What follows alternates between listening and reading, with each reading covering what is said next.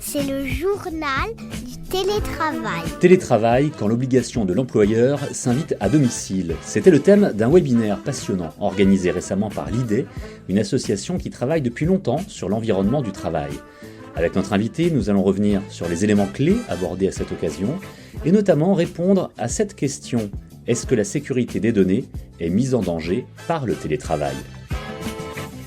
Et nous accueillons donc maintenant Julien Fouché. Bonjour Julien. Bonjour et enchanté. Vous êtes directeur immobilier du groupe UP et pilote du club sécurité de l'IDEE. L'IDEE, c'est le nouveau nom de l'association des directeurs de l'environnement de travail. Nous allons y revenir.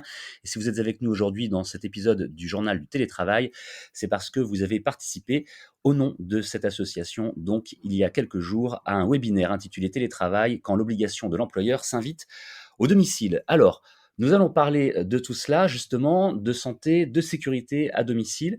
Mais deux mots avant peut-être sur votre association. L'IDEE, elle existe depuis très longtemps. Oui, tout à fait. Elle existe depuis 45 ans et il y a 2000 adhérents, tant côté donneur d'ordre que partenaires, prestataires. Et l'idée, justement, c'est d'inspirer et développer les environnements de travail. Et là, l'objectif de ce webinaire que j'ai animé, c'était justement de déployer, de développer notre réflexion autour de la sécurité sur ce nouveau mode de travail qu'est le télétravail qui est apparu et qui s'est renforcé avec le Covid. Oui, parce que la sécurité, on a déjà eu l'occasion d'en parler dans ce podcast, c'est un facteur clé à l'heure actuelle pour toutes les entreprises, mais peut-être encore plus lorsqu'on est nomade. Je dis bien nomade parce que le télétravail, ça peut être à la maison, mais aussi en coworking. Qu'est-ce qui ressort de tout cela pour vous, puisque vous travaillez vraiment dessus de manière précise et continue? Est-ce que la sécurité des données des entreprises, pour être clair, est mise en danger par le télétravail? Tout d'abord, en 2021, selon la DARES, il y avait 26% de personnes qui étaient en télétravail, tout secteur et tout lieu, en province ou à Paris. Désormais, selon le cercle de réflexion Forum Vimobile, on est à 46%, soit 2,5 millions de télétravailleurs rien qu'en région parisienne.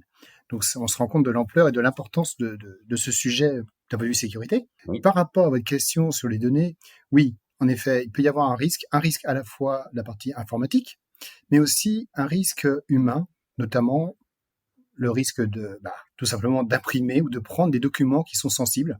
On parle même pas de documents confidentiels, sensibles, liés à un contrat en cours ou une fiche au prospect qu'on mettrait dans sa poubelle personnelle. Donc ça élargit le terrain de jeu de la sécurité, le continuum de sécurité que nous connaissons tous. Alors ça l'élargit de quelle manière concrète pour une entreprise? Comment est-ce qu'une entreprise peut, je vais pas dire contrôler, mais vérifier que tous les moyens de sécurité sont mis en place? Vous disiez par exemple ne pas imprimer ou ne pas mettre dans n'importe quelle corbeille un document d'une entreprise. Si on est chez soi, si on est dans un espace de coworking, tenez, on va commencer par le domicile.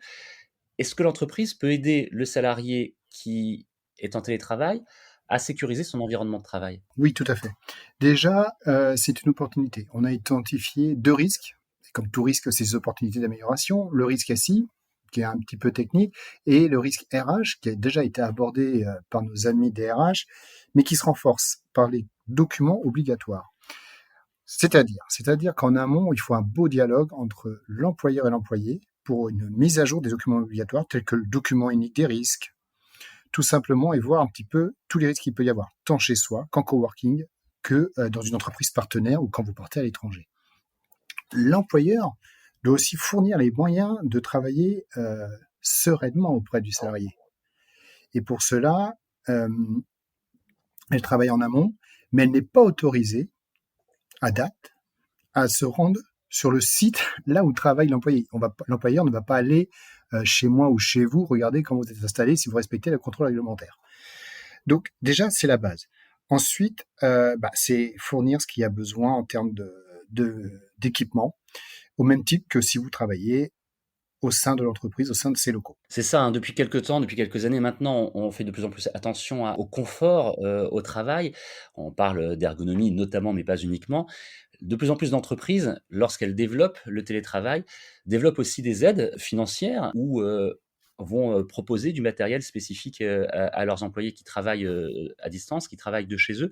Je voudrais revenir en quelques mots, peut-être si vous le voulez bien, Julien Fouché, sur un aspect intéressant que vous avez rapidement évoqué, c'était le document unique des risques. De quoi s'agit-il et qui est-ce qui le fabrique, ce document? C'est dans toutes les entreprises? C'est normalement dans toutes les entreprises. Et c'est un document unique d'évaluation des risques professionnels. C'est lié au Code du travail, à l'obligation de l'employeur d'assurer la santé et la sécurité de tous ses salariés.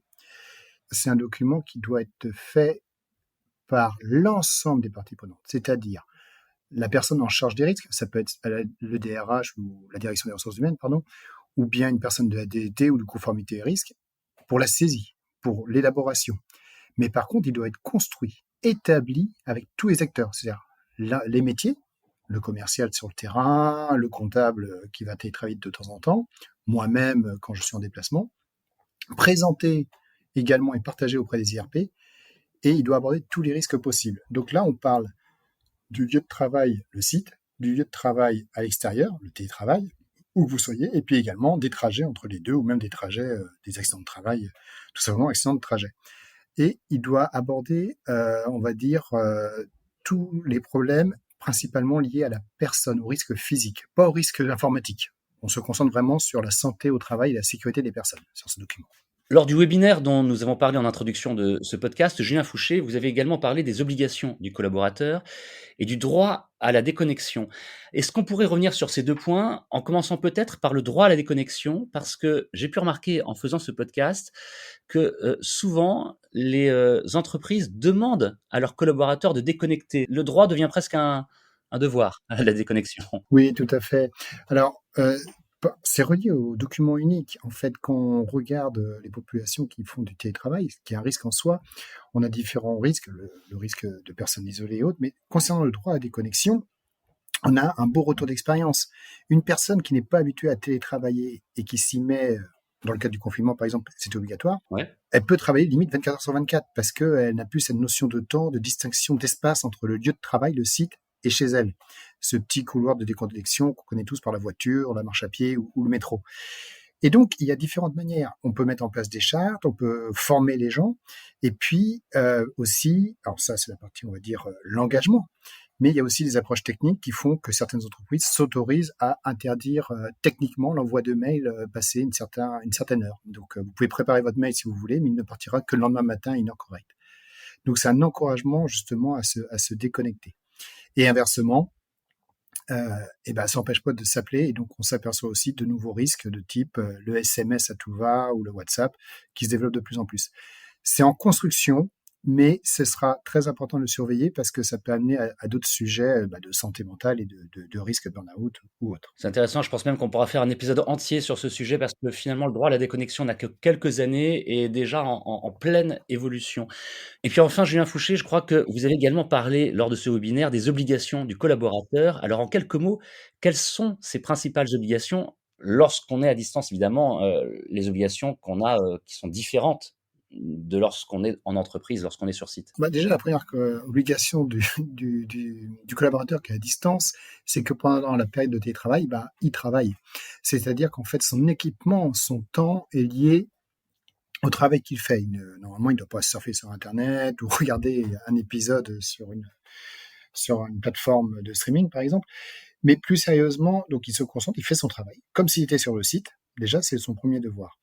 Ensuite, il doit respecter ses horaires, il a droit à la pause, il a droit à ses avantages sociaux de type chèque déjeuner pour manger le midi et autres. Ça, c'est ce qu'on appelle les mêmes droits individuels et collectifs que le salarié a, tant s'il travaille chez lui ou sur le site, il a les mêmes droits là-dessus. Donc, il doit travailler, il doit respecter ses pauses. Et la dernière obligation, alors c'est un retour d'expérience côté environnement de travail. Et c'est ce qu'on demande, c'est souvent une attestation d'assurance qui prouve que vous êtes assuré en télétravail. En général, il n'y a pas de surcoût pour le salarié.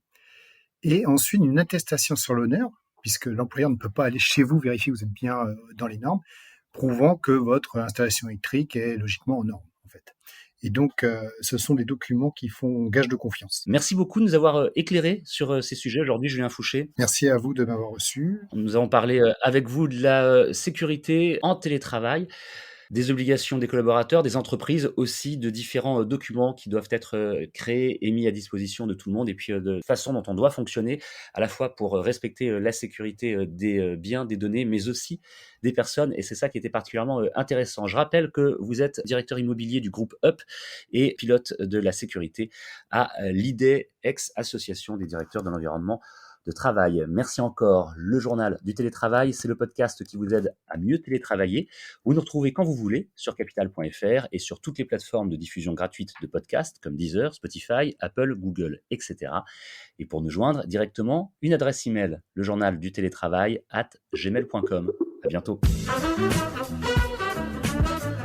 C'est le journal du télétravail.